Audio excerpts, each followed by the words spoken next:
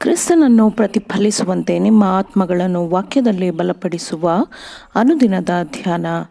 ಇಂದಿನ ಧ್ಯಾನದ ಶೀರ್ಷಿಕೆ, ಕ್ರಿಸ್ತನಲ್ಲಿ ಸ್ವೀಕರಿಸಲ್ಪಟ್ಟ ಪಶ್ಚಾತ್ತಾಪ ಪಡುವ ಪಾಪಿ. ಈ ದಿನದ ದೇವರ ವಾಕ್ಯ, ಯಾಕೆಂದರೆ ಕ್ರಿಸ್ತನು ನಿಜವಾದ ದೇವಾಲಯಕ್ಕೆ ಅನುರೂಪ ಮಾತ್ರವಾದದ್ದಾಗಿಯೂ ಕೈಯಿಂದ ಕಟ್ಟಿದ್ದಾಗಿಯೂ ಇರುವ ಆಲಯದಲ್ಲಿ ಪ್ರವೇಶಿಸದೆ ದೇವರ ಸಮ್ಮುಖದಲ್ಲಿ ನಮಗೋಸ್ಕರ ಈಗ ಕಾಣಿಸಿಕೊಳ್ಳುವುದಕ್ಕೆ ಪರಲೋಕದಲ್ಲಿಯೇ ಪ್ರವೇಶಿಸಿದನು. ಇಬ್ರಿಯರಿಗೆ 9ನೇ ಅಧ್ಯಾಯ 24ನೇ ವಚನ. ಕ್ರಿಸ್ತನು ನಮಗೆ ಪ್ರಾಯಶ್ಚಿತ್ತ ಯಜ್ಞವಾಗಿದ್ದಾನೆ, ನಮ್ಮ ಬದಲಿಯಾಗಿದ್ದಾನೆ, ನಮ್ಮ ಜಾಮೀನುದಾರನಾಗಿದ್ದಾನೆ, ನಮ್ಮ ದೈವಿಕ ಮಧ್ಯಸ್ಥನಾಗಿದ್ದಾನೆ. ನಮಗಾಗಿ ಆತನು ನೀತಿಯನ್ನು, ಪರಿಶುದ್ಧತೆಯನ್ನು ಮತ್ತು ವಿಮೋಚನೆಯನ್ನು ಕೊಡುವವನಾಗಿದ್ದಾನೆ. ಯಾಕೆಂದರೆ ಕ್ರಿಸ್ತನು ನಿಜವಾದ ದೇವಾಲಯಕ್ಕೆ ಅನುರೂಪ ಮಾತ್ರವಾದದ್ದಾಗಿಯೂ ಕೈಯಿಂದ ಕಟ್ಟಿದ್ದಾಗಿಯೂ ಇರುವ ಆಲಯದಲ್ಲಿ ಪ್ರವೇಶಿಸದೆ ದೇವರ ಸಮ್ಮುಖದಲ್ಲಿ ನಮಗೋಸ್ಕರ ಈಗ ಕಾಣಿಸಿಕೊಳ್ಳುವುದಕ್ಕೆ ಪರಲೋಕದಲ್ಲಿಯೇ ಪ್ರವೇಶಿಸಿದನು ಎಂದು ವಾಕ್ಯವು ಹೇಳುತ್ತದೆ. ನಮ್ಮ ಪರವಾಗಿ ಕ್ರಿಸ್ತನ ಮಧ್ಯಸ್ಥಿಕೆ ಎಂದರೆ ನಮ್ಮ ಬದಲಾಗಿ ನಮ್ಮ ಜಾಮೀನುದಾರನಾಗಿ ತಂದೆಗೆ ತನ್ನನ್ನು ಅರ್ಪಿಸಿಕೊಳ್ಳುವ ಮೂಲಕ ನಮಗಾಗಿ ತನ್ನ ದೈವಿಕ ಅರ್ಹತೆಗಳನ್ನು ಪ್ರಸ್ತುತಪಡಿಸುವುದಾಗಿದೆ. ಏಕೆಂದರೆ ನಮ್ಮ ಪಾಪ ಅಪರಾಧಗಳಿಗೆ ಪ್ರಾಯಶ್ಚಿತ್ತ ಮಾಡಿಕೊಳ್ಳಲು ಕ್ರಿಸ್ತನು ಮೇಲೆ ಏರಿದನು. ನಾವು ದೇವರನ್ನು ಪ್ರೀತಿಸಿದ್ದರಲ್ಲಿಯಲ್ಲ, ಆತನು ನಮ್ಮನ್ನು ಪ್ರೀತಿಸಿ ನಮ್ಮ ಪಾಪ ನಿವಾರಣಾರ್ಥವಾಗಿ ತನ್ನ ಮಗನನ್ನು ಕಳುಹಿಸಿಕೊಟ್ಟದ್ದರಲ್ಲಿಯೇ ಪ್ರೀತಿಯ ನಿಜ ಗುಣವು ತೋರಿಬರುತ್ತದೆ. ಆದ ಕಾರಣ ಆತನು ತನ್ನ ಮೂಲಕ ದೇವರ ಬಳಿಗೆ ಬರುವವರನ್ನು ಸಂಪೂರ್ಣವಾಗಿ ರಕ್ಷಿಸುವುದಕ್ಕೆ ಶಕ್ತನಾಗಿದ್ದಾನೆ. ಅವರಿಗೋಸ್ಕರ ವಿಜ್ಞಾಪನೆ ಮಾಡುವುದಕ್ಕೆ ಯಾವಾಗಲೂ ಬದುಕುವವನಾಗಿದ್ದಾನೆ ಎಂದು ವಾಕ್ಯವು ಹೇಳುತ್ತದೆ. ನೀವು ಅಪನಂಬಿಕೆಯಲ್ಲಿಯೇ ಇರಬೇಕು ಮತ್ತು ನೀವು ಪಾಪಿಗಳು ಮತ್ತು ಅನರ್ಹರಾದ ಕಾರಣ ದೇವರು ನಿಮ್ಮನ್ನು ಸ್ವೀಕರಿಸುವುದಿಲ್ಲ ಎಂಬ ಭಯದಿಂದ ನಿಮ್ಮ ಆತ್ಮವನ್ನು ನೀವು ಹಿಂಸಿಸಿಕೊಳ್ಳಬೇಕು ಎಂಬುದು ದೇವರ ಚಿತ್ತವಲ್ಲ ಎಂಬುದು ಈ ವಾಕ್ಯಗಳಿಂದ ಸ್ಪಷ್ಟವಾಗುತ್ತದೆ.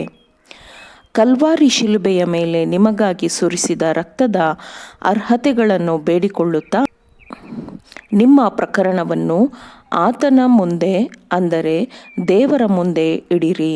ಆದರೆ ಸೈತಾನನು ನಿಮ್ಮನ್ನು ಮಹಾಪಾಪಿ ಎಂದು ದೂಷಿಸುತ್ತಾನೆ. ಅದನ್ನು ನೀವು ಒಪ್ಪಿಕೊಳ್ಳಬೇಕು. ಆದರೆ ಹೌದು, ನಾನು ಪಾಪಿ ಎಂದು ನನಗೆ ಗೊತ್ತದೆ, ಆದ ಕಾರಣ ತಾನೇ ನನಗೆ ರಕ್ಷಕನ ಅವಶ್ಯಕತೆ ಇದೆ. ಯೇಸು ಪಾಪಿಗಳನ್ನು ರಕ್ಷಿಸಲು ಈ ಲೋಕಕ್ಕೆ ಬಂದನು. ಆತನ ಮಗನಾದ ಯೇಸುವಿನ ರಕ್ತವು ಸಕಲ ಪಾಪವನ್ನು ನಿವಾರಣೆ ಮಾಡಿ ನಮ್ಮನ್ನು ಶುದ್ಧಿ ಮಾಡುತ್ತದೆ. ರಕ್ಷಣೆ ಹೊಂದಿಕೊಳ್ಳುವ ಯಾವ ಅರ್ಹತೆಯೂ ಯಾವ ಒಳ್ಳೆಯತನವೂ ನನ್ನಲ್ಲಿ ಇಲ್ಲ.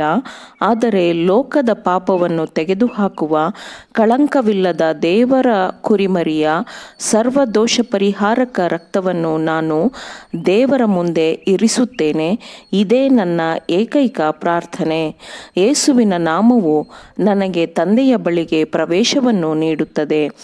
ಆತನ ಕಿವಿ, ಆತನ ಹೃದಯ ಎಲ್ಲವೂ ನನ್ನ ದುರ್ಬಲವಾದ ಪ್ರಾರ್ಥನೆಗೆ ತೆರೆದಿರುತ್ತದೆ ಮತ್ತು ಆತನು ನನ್ನ ಎಲ್ಲ ಅಗತ್ಯತೆಗಳನ್ನು ಪೂರೈಸುತ್ತಾನೆ ಎಂದು ನೀವು ಅವನಿಗೆ ಹೇಳಬಹುದು. ಪಶ್ಚಾತ್ತಾಪ ಪಡುವ ಪಾಪಿಯು ದೇವರ ಸನ್ನಿಧಿಯಲ್ಲಿ ಅಂಗೀಕಾರವಾಗುವುದು ಮತ್ತು ಪಾಪಿಯು ನೀತಿವಂತನೆಂದು ಅಂಗೀಕಾರವಾಗುವುದು ಕ್ರಿಸ್ತನ ನೀತಿವಂತಿಕೆ ಮಾತ್ರದಿಂದಲೇ ಆಗಿದೆ. ಅವನ ಜೀವನವು ಎಷ್ಟೇ ಪಾಪಮಯವಾಗಿದ್ದರೂ ಅವನು ಯೇಸುವನ್ನು ತನ್ನ ಸ್ವಂತ ರಕ್ಷಕನೆಂದು ನಂಬಿ ಅಂಗೀಕರಿಸಿದರೆ ಅವನು ಕ್ರಿಸ್ತನ ನೀತಿವಂತಿಕೆ ಎಂಬ ಕಳಂಕವಿಲ್ಲದ ನಿಲುವಂಗಿಯಲ್ಲಿ ದೇವರ ಮುಂದೆ ನಿಲ್ಲುತ್ತಾನೆ. ತನ್ನ ಅಪರಾಧಗಳಿಗೆ ಮತ್ತು ಪಾಪಗಳಿಗೆ ಇತ್ತೀಚೆಗೆ ಮರಣ ಹೊಂದಿದ ಪಾಪಿಯು ನಂಬಿಕೆಯಿಂದ ಕ್ರಿಸ್ತನಲ್ಲಿ ಜೀವಿಸುತ್ತಾನೆ. ನಂಬಿಕೆಯಿಂದ ಆತನು ಕ್ರಿಸ್ತನನ್ನು ನಿತ್ಯಕ್ಕೂ ಜೀವಿಸುವ ತನ್ನ ರಕ್ಷಕನೆಂದು ನೋಡುತ್ತಾನೆ ಮತ್ತು ಆತನ ಮೂಲಕ ದೇವರ ಬಳಿಗೆ ಬರುವ ಎಲ್ಲರನ್ನೂ ಪೂರ್ಣವಾಗಿ ರಕ್ಷಿಸಲು ಶಕ್ತನಾಗಿದ್ದಾನೆ ಎಂದು ಆ ಪಾಪಿಯು ಕ್ರಿಸ್ತನನ್ನು ನಂಬಿಕೆಯಿಂದ ನೋಡುತ್ತಾನೆ. ತನಗಾಗಿ ಮಾಡಿದ ಪ್ರಾಯಶ್ಚಿತ್ತ ಯಜ್ಞದಲ್ಲಿ ಪರಿಪೂರ್ಣ ಶಕ್ತಿಯ ಆಳ, ಅಗಲ, ಉದ್ದ ಮತ್ತು ಎತ್ತರವನ್ನು ಅವನು ನೋಡುತ್ತಾನೆ. ರಕ್ಷಣೆಯ ಪರಿಪೂರ್ಣತೆಯನ್ನು ನೋಡುತ್ತಾನೆ. ಬೆಲೆ ಕಟ್ಟಲಾರದ ಮೌಲ್ಯದಲ್ಲಿ ತನ್ನನ್ನು ಕೊಂಡುಕೊಂಡವನನ್ನು ಕೃತಜ್ಞತೆಯಿಂದ ನೋಡುತ್ತಾನೆ. ಅವನ ಹೃದಯವು ಸ್ತುತಿಯಿಂದ ತುಂಬಿರುತ್ತದೆ. ಆಮೇನ್. ದೇವರ ವಾಕ್ಯಗಳನ್ನು ಶ್ರದ್ಧೆಯಿಂದ ಆಲಿಸುವವರು ಮಾತ್ರವೇ ಆಗಿರದೆ ಪಾಲಿಸುವವರು ಆಗಬೇಕೆಂದು ನಿಮ್ಮನ್ನು ಉತ್ತೇಜಿಸುತ್ತೇನೆ. ಪರಿಶುದ್ಧಾತ್ಮನ ಸಹಾಯದಿಂದ ಆಲಿಸಿದ ನಿಮ್ಮೆಲ್ಲರಿಗೂ ಧನ್ಯವಾದಗಳು. ಮತ್ತೆ ದೈನಂದಿನ ಧ್ಯಾನಕ್ಕಾಗಿ ನಾಳೆ ಸಂಧಿಸೋಣ. ಆಮೇನ್.